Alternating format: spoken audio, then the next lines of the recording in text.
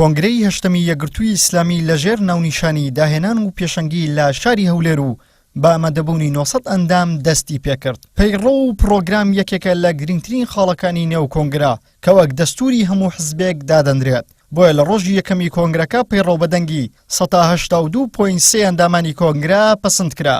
هەر لە یەکەم ڕۆژی کۆنگرەکەدا دەنگدان بۆ دیاریکردنی ئەمینداری گشتی یەکگرتووش دەستی پێکرد. پەیڕۆ پروگرامش کە پەسەند کرا بە دەنگی 82.3% لە ئامادەبووان. يعني 82.3% ئامادەبووانی کۆنگرە دەنگیان پێدا. يعني ئەوەی دەمینێتەوە کە 17.7% ئەو دەنگی نەخێر بوو.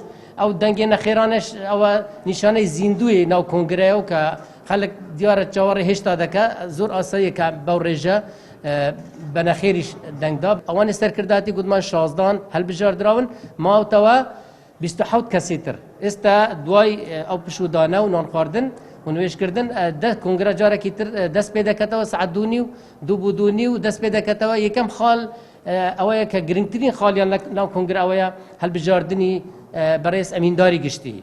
ئەوەش خۆتان ئەزانن بە دەنگی 2/3 ئەندامانی کۆنگرە دەبێت متمانە وەرگری لە جەولەی یەکەم. هەگەر هاتوو جەولەی یەکەم هیچ کامیان کە دوو بەڕێز کاندیدەستە هیچ کامیان 2/3 دەنگی دەنگدەرانی ئەندامانی کۆنگرە نەهینا دەچیتە جەولەی دووەم ئەو وەختە دەبیتە بە زورینەی دەنگی دەنگدەران. هەڵبژاردننی ئەوانەی کە 27 کەس ماون بۆ ئەنجومانی سەرکرداتی و 5 کەسیش بۆ دەستەی باڵای چاودێری هەڵدەبژێرن. یەکگرتووی ئیسلامی ئەم دۆنگۆی ڕەت کردەوە کە تەنها بوێ بە حیزبێکی داعوی و واز لە سیاست بێنێ و ئەندامێکی سەرکردایەتی یەکگرتووش دەڵێت. گۆڕانکاری گەورە لە یەکگرتوو دەبینین و ئەم جارە گەنجێکی زۆر خۆیان بۆ پۆستی سەرکردایەتی یەکگرتوو هەڵبژاردووە. یەکگرتووی ئیسلامی کوردستان لەم کۆنگرەی هەشتەمەیە پەیڕەوی ناوخۆی ئەتوانم بڵێم بە 170 گۆڕیوە، هەیاکلی گۆڕیوە، قیادەی ڕێژێکی زۆر لە قیادەی پێشوو خۆیان ناپاڵێونەوە، قیادەی تازە دێتە جێگەیان کە گەنج و خەڵکی بە ئەزمون و خەڵکی تێکۆشەر و خەڵکی ڕۆح زیندوی بۆ هاتووە، خەڵکی پرۆفێشناڵ و میهەنیشی بۆ هاتووە. یەکگرتوو بۆ قۆناغی داهاتوو بەڵانسی سیاسەتکردن کە تەواوکاری یا خزمەتکاری وەعز و دەعوە و پەروەردەی تاک و هەڵسانەوەی کۆمەڵگە و بیناکردنەوەی مجتەمع و کۆمەڵگەیە ئەولەویاتی دەبێتە ئەوە بە معنای ئەوەی کە ئێمە ئەزانین هەرێمی کوردستان دۆخی سیاسەتکردن و حکومڕانیتیایە لە شڵەژاوترین دۆخایە. نە حکوومەتی حکوومەتە، نە پەرلەمانی پەرلەمانە، نە بنیەی تەحتی سیاسەتکردنی ڕێپێدراوە کە ئۆپۆزیسیۆن و دەسەڵات ململانەیەکی جددی بکەن لە چوارچێوەی یاسادا. ئەمە پێویستی بە پێگەیاندن و بەهێزکردنی ئێرادەی مجتەمەعیە بۆی بتوانانی ئیسلاحات بکەیت لە حکومڕانی کەیفەما تەکون و یوەلا عەلەیکم. بۆیە یەکگرتووی ئیسلامی کوردستان ئەولەویاتی بۆ هەستانەوە و گەشەپێدانی کۆمەڵایەتیە و سیاسەتکردن ئەبێتە تەواوکار بەوە.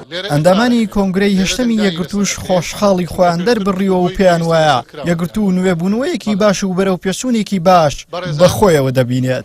ئەبروکەف کۆنگرە ئێکشوان خاڵت سەرەکی ئەوەیە و فعلاً کۆنگری هەرسانەوەنەوەیە کوێ زڤڕاندنیان بژین یا زڤڕاندی عافیەتە یەکگرتووی کوردستان زڤرتە شێن بژین ڕۆلی خۆی ئێجە سەرەکی بدایەتێ وەکو بژین هێزەکە سیاسی و هەروەسا وەکو هێزەکە شێن بژین یا چاکسازی و کۆمەڵاتیان بژین دعوت ناو کۆمەلگەیەدە و خۆشبەختانە ئەڤروکات ئەندەبێت کۆنگرێ پتر سەروێ هەندێنە و یەکگرتووی کوردستان زڤرتەوە بعد خۆی دعاوی و جارە ئینسانی کو ئەڤروکا کۆمەلگەیەمە محتاجی گۆڕانکاریەک ئاماژە محتاجی بانگەوازە محتاجی ئیسلاح کۆمەلگەیە.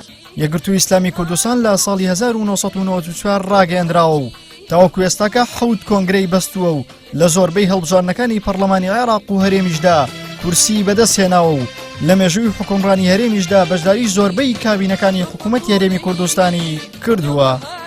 عیمران ئەمیر، کەناڵی ئاسمانی پەیام، هەولێر.